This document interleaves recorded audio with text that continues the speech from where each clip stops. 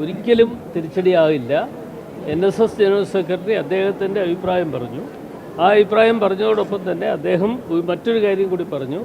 സമദൂര സിദ്ധാന്തം അദ്ദേഹം ആവർത്തിച്ച് പറയുന്നുണ്ട്. അത് കഴിഞ്ഞ തെരഞ്ഞെടുപ്പിലും അതിന് മുമ്പത്തെ തെരഞ്ഞെടുപ്പിലും ഒക്കെ തന്നെ NSS ജനറൽ സെക്രട്ടറി പറഞ്ഞിട്ടുള്ള ഒരു കാര്യമാണ്. ആ കാര്യത്തിൽ ഞങ്ങളെ സംബന്ധിച്ചിടത്തോളം അതിന് യാതൊരു വിധത്തിലുള്ള ആശങ്കയും ഞങ്ങൾക്കില്ല. ഈ വിഷയത്തിൽ ആരും പെരുന്നയിലേക്ക് വേണ്ട എന്ന് കൂടി പറഞ്ഞു വെക്കുന്നുണ്ട്. അതിപ്പോൾ അത് അദ്ദേഹം സ്വാഭാവികമായിട്ട് പറഞ്ഞൊരു കാര്യം എന്നുള്ള നിലയിൽ മാത്രമേ അതിനെ എടുക്കുന്നുള്ളൂ. അവിടെ പോയിക്കൂടാ എന്നൊന്നുമില്ല.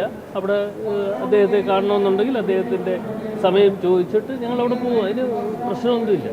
ഞങ്ങൾ പോയിട്ടുണ്ട്, പണ്ടും പോയിട്ടുണ്ട്, ഇനിയും പോകാൻ തയ്യാറാണ്. അത് ഇതിനു വേണ്ടി ആകണമെന്നില്ല. സമുദായ സംഘടനയുടെ ഒരു അകൽച്ചയുണ്ടോ ഇപ്പോൾ? ഒരിക്കലുമില്ല. ഒരു സമുദായവുമായി UDF-നെ സംബന്ധിച്ചിടത്തോളം ഒരു തർക്കവും ഇല്ല, ഒരു അകൽച്ചയും. ഏതാ അല്ല, സമവായ ശ്രമം എന്ന് പറയുമ്പോൾ അദ്ദേഹം പറഞ്ഞിട്ടുള്ള കാര്യങ്ങളൊക്കെ എല്ലാ ചാനലിലും വന്നതാണ്. ഞങ്ങളെ സംബന്ധിച്ചിടത്തോളം അക്കാര്യത്തിൽ ഞങ്ങൾക്കൊരു ആശങ്കയില്ല. അദ്ദേഹത്തെ കാണേണ്ട സമയത്ത് അദ്ദേഹത്തെ കാണും. അദ്ദേഹത്തോട് ഒരു അഭിപ്രായ വ്യത്യാസവും ഇല്ല. അതുകൊണ്ട് തന്നെ തീർച്ചയായിട്ടും ഞങ്ങൾക്ക് അവിടെ പോകുന്നതിൽ യാതൊരു മടിയുമില്ല. ഞങ്ങൾക്ക് ഈ ഒരു സമുദായ സംഘടനയുമായി ഒരു തർക്കവും നാളിതുവരെയും ഞങ്ങൾക്കുണ്ടായിട്ടുണ്ട്.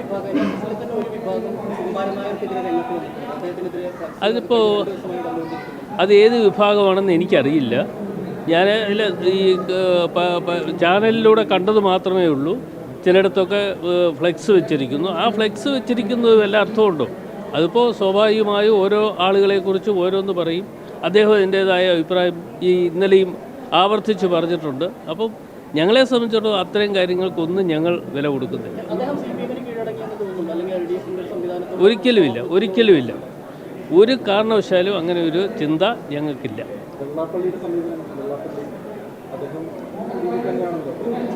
അല്ല, അദ്ദേഹം ഈ രീതിയിലൊന്നും ഒന്നും പറഞ്ഞിട്ടില്ലല്ലോ. ഒന്നും പറഞ്ഞിട്ടുണ്ടോ?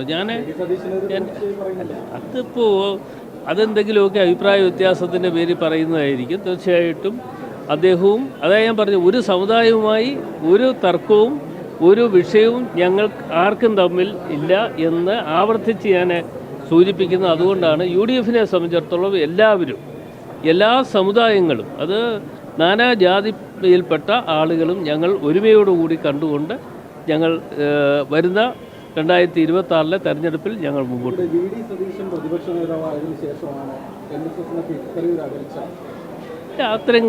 അങ്ങനെ ഒരു അഭിപ്രായമൊന്നും എന്നെ സംബന്ധിച്ചിടത്തോളം എനിക്കങ്ങനെ തോന്നിയിട്ടില്ല. ഏതായാലും ഞാൻ വന്നതിന് ശേഷം വേറൊരു അഭിപ്രായ വ്യത്യാസം ഉണ്ടായിട്ടുണ്ട്. അല്ല, ശബരിമലയെ സംബന്ധിച്ച് ഞങ്ങൾ അഭിപ്രായം പറഞ്ഞിട്ടുണ്ട്. കാരണം എന്താണെന്ന് ചോദിച്ചാൽ, ശബരിമലയിൽ ഉണ്ടാക്കിയിട്ടുള്ള എല്ലാ മോശപ്പെട്ട പ്രവർത്തനങ്ങൾക്ക് നേതൃത്വം കൊടുത്തത് LDF ഗവൺമെൻറ്റാണ്. ആ LDF ഗവൺമെൻറ് നേതൃത്വം കൊടുത്തപ്പോഴും അന്ന് UDF-നെ സംബന്ധിച്ചിടത്തോളം ഞങ്ങൾ അത് സംരക്ഷിക്കുന്നതിന് വേണ്ടി ഞങ്ങൾ വിവിധ മേഖലകളിൽ നിന്ന് പദയാത്രകൾ നടത്തി ഞങ്ങൾ പത്തനംതിട്ടയിൽ മറ്റും എത്തിയതാണ്. അത് വിവിധ മേഖലയിൽ നിന്ന്. ഒന്ന് ശ്രീ K. മുരളീധരൻ നേതൃത്വം കൊടുത്താണ് തിരുവനന്തപുരത്തു നിന്ന് വന്നത്. അതേപോലെ തന്നെ ശ്രീ തിരുവഞ്ചൂർ രാധാകൃഷ്ണൻ നേതൃത്വം കൊടുത്തുകൊണ്ട് കോട്ടയത്തു നിന്ന് വന്നു. അതേപോലെ ഷാനിമോൾ ഉസ്മാൻ നേതൃത്വം കൊടുത്തുകൊണ്ട് അവിടെ നിന്ന് വരികയുണ്ടായി. ഇത്തരം കാര്യങ്ങളൊക്കെ തന്നെ ഞങ്ങൾ നിറവേറ്റിയിട്ടുള്ളത് തീർച്ചയായിട്ടും ഇത് ഒരു LDF ഗവൺമെൻറ് കാണിച്ച തെറ്റായ നയങ്ങൾക്കെതിരെ ഉള്ള അഭിപ്രായങ്ങൾ ജനങ്ങളിൽ എത്തിക്കുന്നതിന് വേണ്ടിയാണ് ഞങ്ങൾ ഈ കാര്യങ്ങളൊക്കെ നേതൃത്വം ഏറ്റെടുത്തു.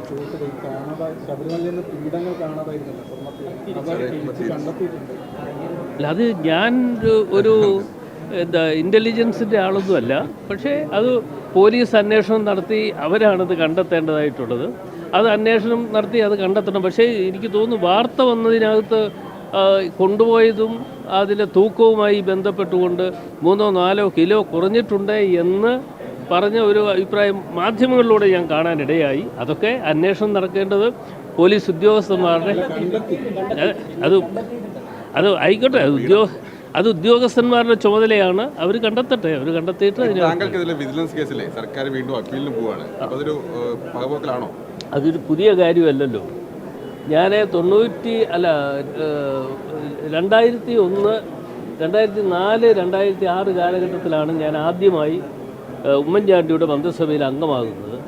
ആ മന്ത്രിസഭയിൽ അംഗമായതിന് ശേഷം 2006 തെരഞ്ഞെടുപ്പ് വരുന്ന പ്രഖ്യാപനം ഉണ്ടായതിൻ്റെ തൊട്ട് തലേ ദിവസം എന്ന് വെച്ചാൽ പ്രഖ്യാപനം ഉണ്ടായതിന് ശേഷം ആണ് അന്നത്തെ vigilance DGP by telephonic order, അതല്ലാതെ കൊണ്ട് വേറെ ഒന്നുമല്ല, ടെലിഫോണിലൂടെ ഓർഡർ കൊടുത്താണ് കേസ് രജിസ്റ്റർ ചെയ്ത്. ആ കേസിനെ സംബന്ധിച്ചിടത്തോളം കേസുകൾ നടത്തി, വിജിലൻസ് അന്വേഷണം നടത്തിയതിന് ശേഷം ഞാൻ നിരപരാധിയാണ് എന്ന് വരികയുണ്ടായി. എല്ലാ തെരഞ്ഞെടുപ്പ് വരുന്ന സമയത്തും ഇതുപോലെയുള്ള കാര്യങ്ങൾ ഞാൻ നേരിടാറുണ്ട്.